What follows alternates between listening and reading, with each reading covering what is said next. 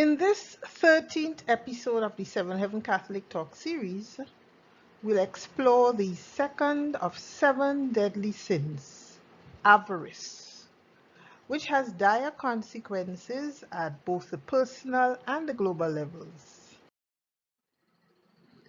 The Oxford Languages Online Dictionary defines avarice, which is also known as greed or covetousness, as extreme greed for wealth or material gain. The Catholic Dictionary explains further that it implies a controlling passion for wealth or possessions and suggests not so much a strong as an inordinate desire and is commonly associated with the lust for power. There are many warnings against greed and its consequences in the Bible. However, I'll only share 3 of them with you as follows. In 1 Timothy chapter 6 verses 9 to 10, we are told that those who want to get rich fall into temptation and are caught in the trap of many foolish and harmful desires, which pull them down to ruin and destruction. For the love of money is a source of all kinds of evil. Some have been so eager to have it that they have wandered away from the faith and have broken their hearts with many sorrows. In Ecclesiastes chapter 5 verse 10, the writer who, based on his writings in this book, had great wealth and had enjoyed many lavish pleasures during his lifetime, warns that if you love money, you will never be satisfied. If you long to be rich, you will never get all you want. It is useless.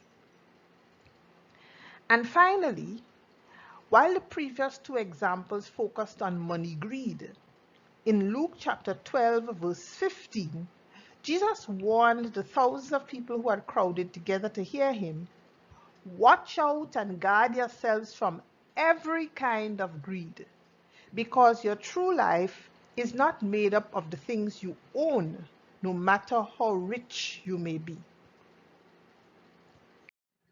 The first category of greed we will explore is corporate greed, which the Catechism of the Catholic Church explains in paragraph 2537 in very practical terms that we can all understand and may have witnessed.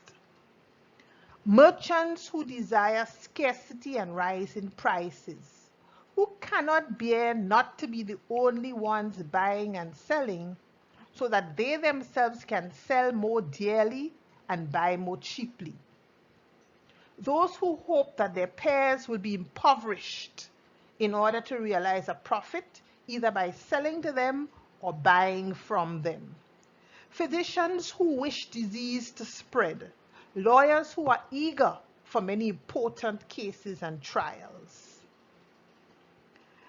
Pope Francis, in paragraph 36 of his 2015 encyclical titled Lauder, delved even more deeply into the matter of greed and its far-reaching consequences when he wrote that caring for ecosystems demands farsightedness, since no one looking for quick and easy profit is truly interested in their preservation.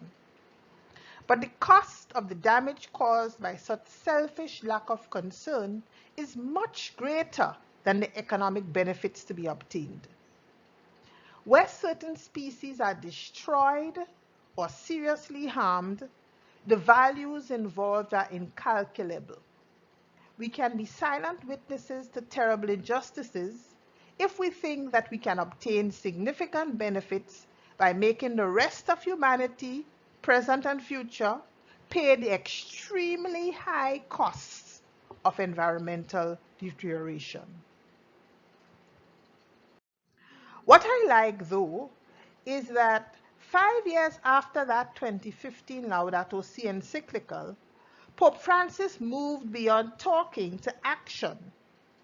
He chose to form an alliance between the Vatican and the Council for Inclusive Capitalism in December 2020 in a bid to encourage more concrete actions by global companies towards solving the most pressing challenges in the world. According to CNBC, this alliance followed a meeting just over a year ago when Pope Francis called for the urgent need for an economic system that is fair, trustworthy, and capable of addressing the most profound challenges facing humanity. The Council for Inclusive Capitalism with the Vatican aims to redefine capitalism as a force for good, with its overarching mission to harness the private sector to create a more inclusive, sustainable, and trusted economic system. It is comprised of 5 interlinked arms: the Vatican, which provides moral guidance to the Council; guardians, who are global business and investment leaders that oversee the work of the Council and uphold its guiding principles. Currently, anyone from anywhere in the world can join the Council as a steward, ally, or individual.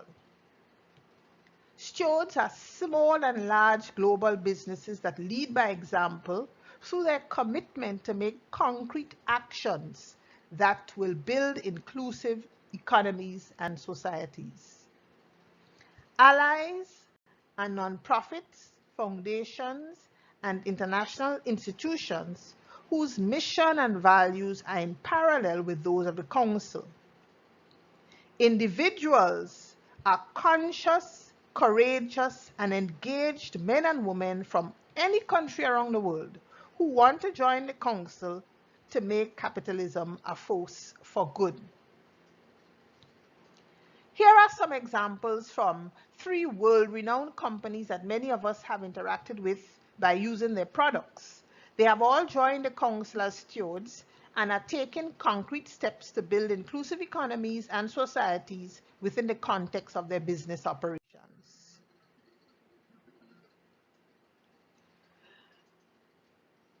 There are 4 key sustainable pillars of action which form the core of the Council's work and around which stewards, allies, and individuals who join the Council make their respective commitments. 1, to invest in the empowerment of people; 2, to protect the planet; 3, to foster inclusive prosperity; 4, to elevate principles of governance. These pillars of action are also interlinked with the United Nations 17 Sustainable Development Goals. So let's look now at the 3 companies that I spoke about. Johnson & Johnson. Johnson & Johnson is a multinational corporation that develops medical devices, pharmaceutical, and consumer packaged goods.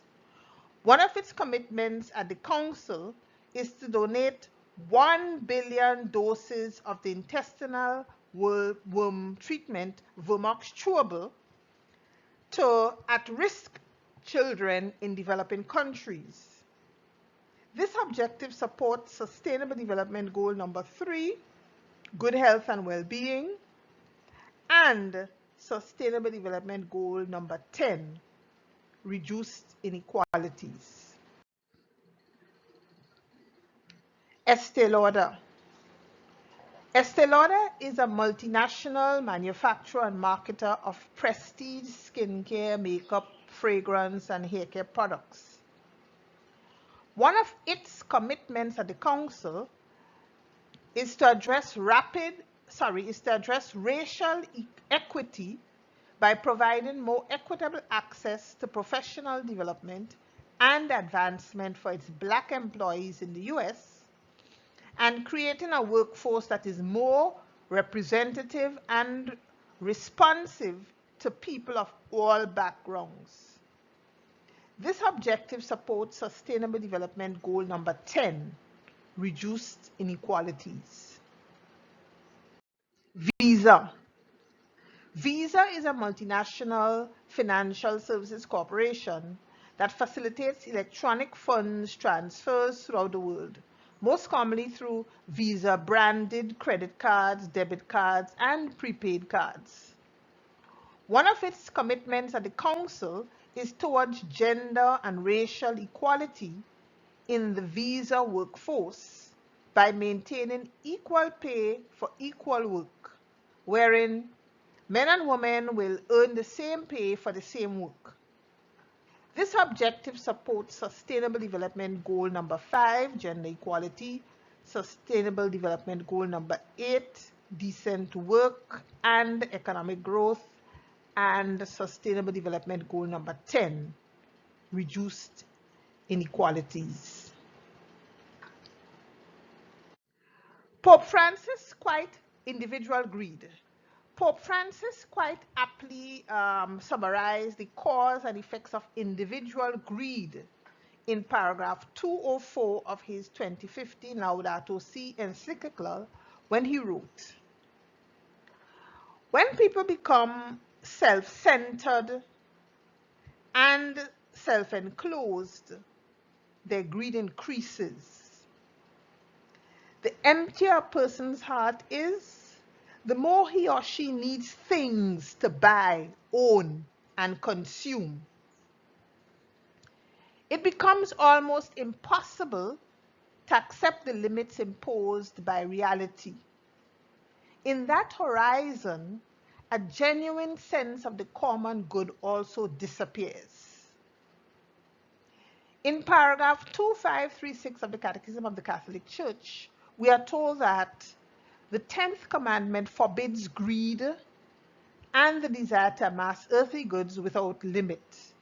It forbids avarice, arising from the passion for riches and the attendant power.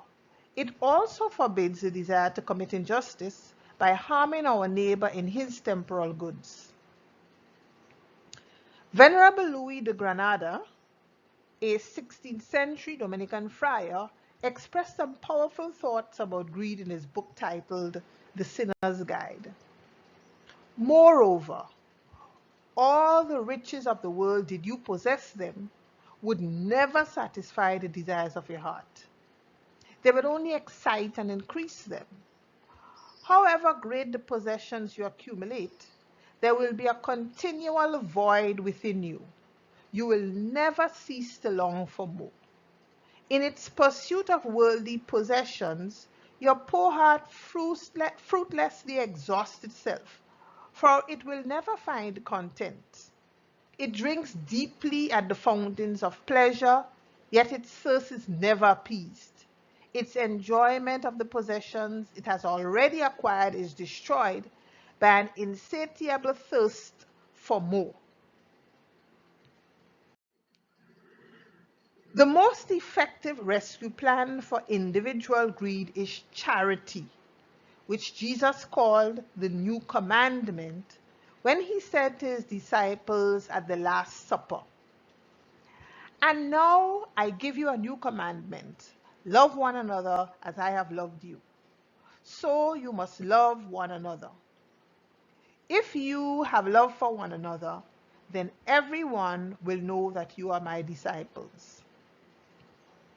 Charity is the theological virtue by which we love God above all things for his own sake and our neighbor as ourselves for love of God. The corporal works of mercy offer us 7 very practical ways in which we can all practice charity towards others in our individual lives with whatever little time, talent, or money we have. Feed the hungry, give drink to the thirsty, clothe the naked, shelter the homeless, visit the sick, visit those in prison, and bury the dead. In conclusion, I ask you to join me in saying a short prayer to be freed of avarice. O Father of the poor, help me to avoid all covetousness for earthly goods, and give me a love for heavenly things. Inspire me to give to the needy, just as you gave your life that I might inherit eternal treasures. Amen. That's an excerpt from the EWTN Prayer to be Freed of the Seven Deadly Sins.